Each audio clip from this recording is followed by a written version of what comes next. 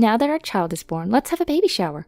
Since it's your first grandchild, please be generous with the gift money. Gloating, I handed over an envelope with some money inside, only to receive a shrill response. Just $300? Don't insult me. That won't even cover diapers. Shocked, she turned pale and started to tremble. My name is Olivia, a 57-year-old office worker. My husband, John, runs an auto repair shop with our son-in-law, Mason, who married our oldest daughter, Ava. They specialize in luxury cars, which seems to be working out since the business is thriving.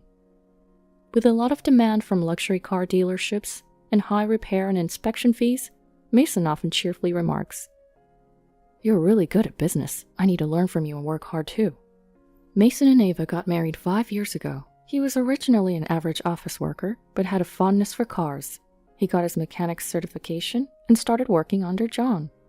We don't live together with our daughter and son-in-law, but since Ava recently started working at her husband's garage as a secretary, we see them almost daily. Though our house and the shop are separate, they're nearby, so I drop by sometimes, and the four of us often hang out together.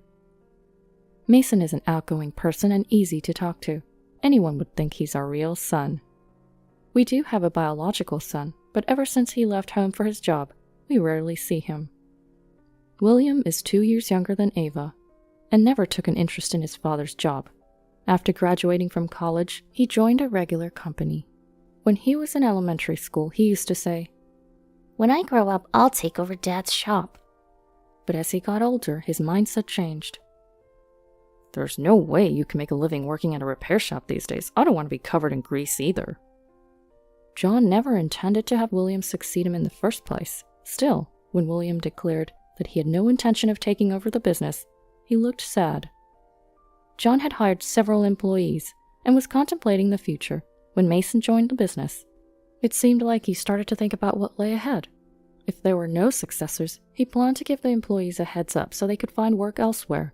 But with Mason in the picture, he intended to leave the business in capable hands.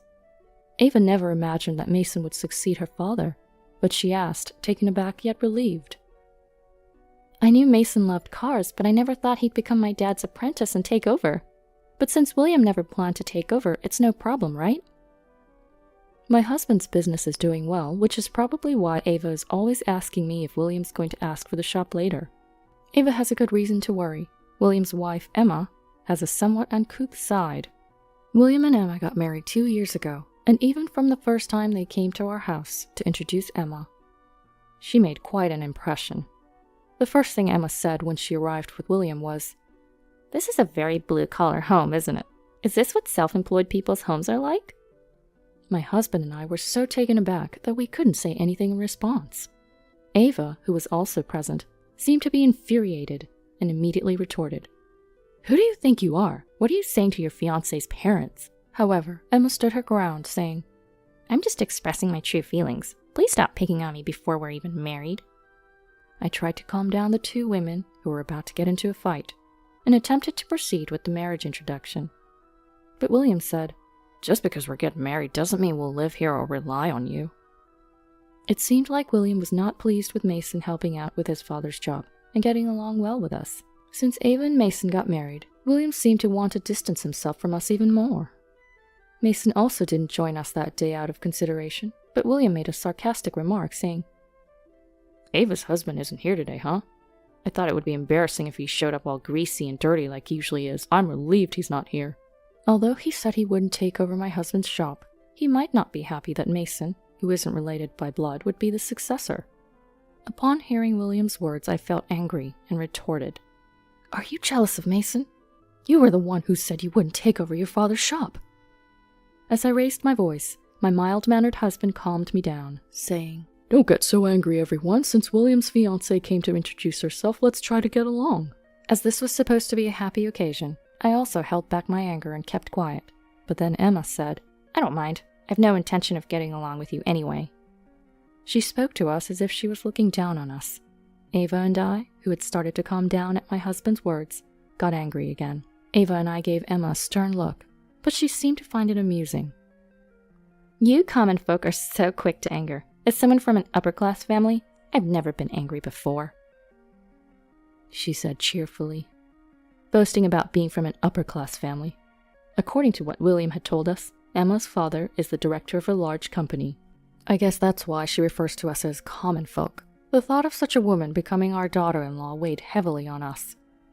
Even my husband seemed to think that under such circumstances, a marriage greeting would be impossible. So he suggested to William and the others, "How about we wrap this up for today, seeing as this was just a meet and greet?" The two of them hurriedly left.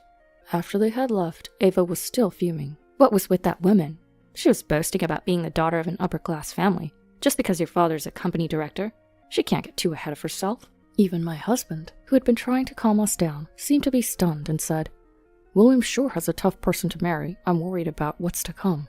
Sighing, he told us about how Emma had been a handful during the preparations for the wedding. The day before the wedding, Emma purposely came to our house and said, "Please make sure to wash yourself and your hair clean, since you work at a mechanic shop, future father-in-law. And please make sure to wear a dress that won't embarrass you, future sister-in-law. You do realize you're an ugly sister-in-law, right? So at least make sure your appearance is decent." She said this in a snide tone. I was about to yell back at her in anger, but my husband responded politely, "Understood. We'll make sure not to cause any trouble." Emma seemed taken aback by this. She must have wanted to say more nasty things and watch us get angry. But she seemed to be unsure how to react to my husband's response and left with a dissatisfied look on her face. At the wedding the next day, Emma came in front of our family and said, "It's embarrassing for everyone to know your relatives, so please behave. And also, this area smells oily, and it's all because of you." She spouted her usual snide remarks. Mason, who had met Emma for the first time, said with a fascinated look, "I'd heard rumors, but she's worse than I expected." Normally, Mason had long, unkempt hair and a beard, but that day he had cut his hair and came dressed in a suit, so Emma had no complaints. However, I wish he had come in his usual work clothes with his long hair and beard, just to see how Emma would react. After the wedding, we didn't hear from William at all. Worried, I said, "I wonder if William is doing okay?" To which my husband responded, "No news probably means he's doing fine." I was worried too, but if we contact him, that wife of his might get angry. "Let's wait for them to contact us," he said, sounding resigned. When they had come for the marriage greeting, they had clearly declared that they did not want to associate with us, so it was hard for us to contact them. 2 years passed without any contact from William. But Emma's behavior at the wedding still came up in our conversations, whenever my husband and I and Ava and Mason were all together for a meal. I don't think Emma knew who I was. No one introduced me to her. She probably saw me as some dirty relative, Mason said, to which I replied laughing, "It would have been funny if you had come in your usual work clothes. With your messy hair and beard, she might have kicked you out." Everyone laughed heartily at this. At the wedding, the atmosphere had been so tense that no one had introduced Mason to Emma, and Mason had missed his chance to introduce himself. By now, Mason had completely blended in with our family, and it felt like we had a wonderful son even without William. Then all of a sudden one day, a heavy snowfall caused cars to get stuck everywhere. At my husband's shop, they received requests from customers to tow their cars, so they were very busy. The employees split up the work and attended to them. My husband and Mason had gone out on a request from a foreign car dealer my husband deals with, but when they came back from finishing the job, they both seemed downcast. Ava, who was worried, asked Mason what was wrong, but he just said, "No, it's nothing." He spoke as if nothing had happened, so I didn't think much of it. Then a few days later, William and Emma suddenly showed up at our house, and Emma was holding a baby in her arms. Seeing the baby sleeping in her arms, I couldn't help but break into a smile. And Ava, who happened to be visiting, also smiled and said, "Emma, you had a baby?" She reached out to touch him. Ava recoiled from Emma's hand, yelling, "Don't touch her with your dirty commoner hands. The smell from the oil will rub off." Seeing the baby made me forget, but indeed, even as a mother, Emma has not changed. I realized that as the atmosphere grew tense as usual, Emma said, "Now that our child is born, let's have a baby shower. Since it's your first grandchild, please be generous with the gift money." As she spoke in her usual sarcastic tone, I put $300 in an envelope and handed it to Emma on the spur of the moment. If I had known beforehand, I would have prepared more adequately, but she came so suddenly that I didn't have time to prepare money or ask what she wanted, so I could give it to her later. Snatching the envelope from me, Emma immediately checked the contents and shouted, "Are you kidding me? Only $300? That's not even enough for diapers." Really loud. My usually mid-mannered husband suddenly took the envelope back from Emma, saying, "Don't you disrespect us. The father of that child isn't William, is it?" He yelled back with a ferocity I had never seen in him before. Moreover, he started saying that the child's father wasn't William, which left me utterly confused. At the sound of my husband's yelling, Mason, who had been in the back room, came in looking puzzled, but upon seeing Emma, Mason looked shocked, and when Emma saw Mason, she too looked startled and quickly tried to hide her face. Seeing Mason, my husband said, "Seeing Mason, does that jog your memory? You'll remember him from when we towed your fancy minivan during the heavy snowfall, especially since you were complaining to Mason. I bet you haven't forgotten his face." He addressed Emma, but Ava, William, and I still didn't understand, and we were all surprised. "Is the president you were with at the time doing well? Please tell him for me that if he's going to have an affair, he should do it when it's not snowing, or else he'll get caught." This was even more incomprehensible, but hearing the word affair, Emma and William's expressions suddenly hardened, and Ava and I looked at each other in disbelief. Emma hastily denied it, saying, "But what are you talking about? The heavy snow, the affair? You're not making any sense." But she was clearly flustered, a far cry from her usual self. At my husband's signal, Mason brought out his phone and started operating it. In the meantime, my husband explained to us, "On the day of the heavy snowfall, Emma and some president got stranded in a luxury minivan, and Mason and I went to rescue them. I didn't recognize Emma at first, but it struck me as odd that there was a baby in the car. I was wearing a mask, sunglasses, and had a helmet on, so she probably didn't recognize me. Mason, on the other hand, had long hair and a beard, so even with a mask on, you must remember him." When my husband finished speaking, Mason said, "Everything is on our car's dashcam, so she can't deny it." He showed his phone to Emma. Emma, seeing the screen, gasped and immediately turned her face away from the phone, and Ava, William, and I stared at the screen. Indeed, Emma and a man we didn't recognize were complaining to Mason. "We have a baby on board. Move it already, you slacker." Emma was yelling in the screen. While my husband and Mason were putting chains on the expensive minivan, Emma and the unknown man were whispering to each other. My husband, with a scary look on his face, said, "The dashcam doesn't record sound, but I heard everything.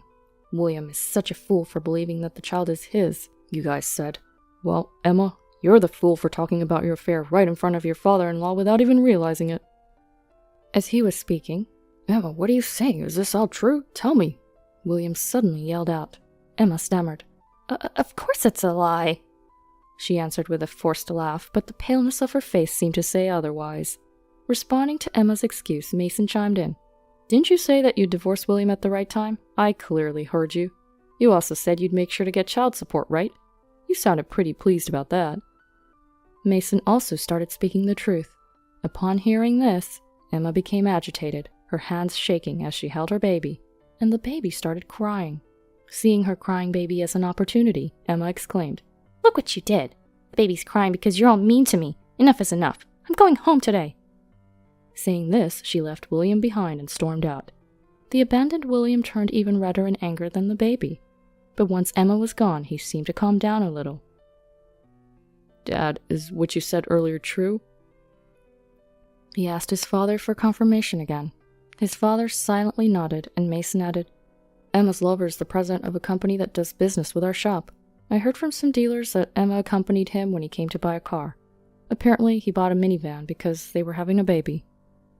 He explained in detail. William buried his head in his hands and crouched down, but later, a DNA test proved that the child was indeed not William's. William immediately filed for divorce, but Emma, on the other hand, "Marrying a commoner like you was my mistake," she yelled defiantly. But the DNA test results showed that the father of the child was not the president, another lover, causing more confusion. It seemed that Emma had cheated with another man, and the child was apparently his, but the man was married. William claimed compensation in the divorce proceedings against Emma, but also sought compensation from her two lovers.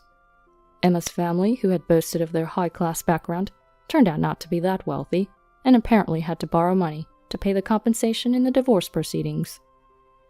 The reason she had an affair with the president was her aspiration for a high-class lifestyle, but unfortunately, Emma's remarriage with the president didn't happen. Far from remarrying, she was claimed for compensation for breach of engagement on his part. After parting ways with Emma, it seemed that William had developed a distrust towards women. "I'll never get married again," he declared, starting to live alone. For my husband and I Our first grandchild turned out to be an illusion. However, we soon found out that Ava was expecting a child, and we as a couple were overjoyed. Mason, in a light-hearted joke towards my husband, said, "Rest assured, the baby is definitely mine." When the baby comes, we're going to start living together with Ava and Mason. It seems like we're in for a lively life.